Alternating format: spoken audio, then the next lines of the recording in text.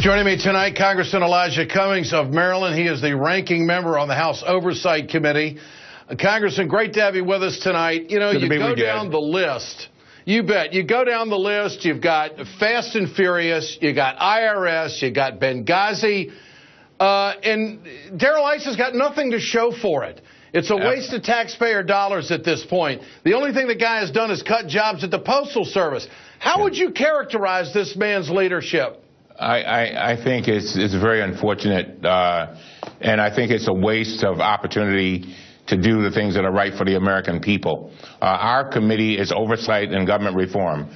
We're supposed to go out there and find the facts with regard to problems that might be happening in government and then try to address them. But it seems to be this is all about a witch hunt, and that's one of the reasons why the 17 Democrats on the Oversight Committee sent Chairman Issa a letter with regard to Benghazi, telling him that after a year and a half, they still seem to be pounding on Benghazi, but they're not addressing the issues that came out of all of the research that was done with regard to what happened in Benghazi. There were 23 recommendations, Ed, and we rarely even talk about those recommendations with regard to training, security, funding for capital projects. We don't even talk about them. We are steadily trying, I think, it appears, he seems to want to be trying to tarnish Hillary Clinton in anticipation of her run for president in 2016. What do you make of his comment? He says that the best tool they have sometimes is to shame the administration. Well, clearly, his position has been to go out there and try to connect the White House to some kind of scandal. He's done it over and over again. He's done it with IRS. He's tried to do it with Benghazi, Fast and Furious, on and on and on. And he makes these accusations, and in most instances, with no accuracy and no facts to back them up. And then he just moves on to the next untruth that he wants to tell. And we see it over and over again. And that's why he got the 12 Pinocchios that you talked about earlier over the last 12 months. I think that's probably a record number. Yeah. You know, he says the public is entitled to the truth. Is there anything about Benghazi that we don't know about? Has the public...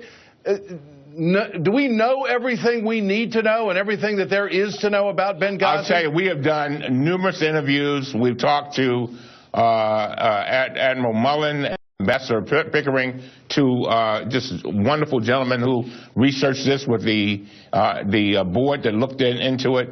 I think they put all the information out there. And by the way, the Armed Services Committee, the Republican-led Armed Services Committee, came out and said that some of these allegations that Chairman Issa has been making, saying that Hillary Clinton told Secretary Panetta to stand down instead of sending troops to help our folk, they've already said. Now, these are Republicans who said that it was not accurate, that it never happened, but yet still Chairman Issa wants to continue down this road.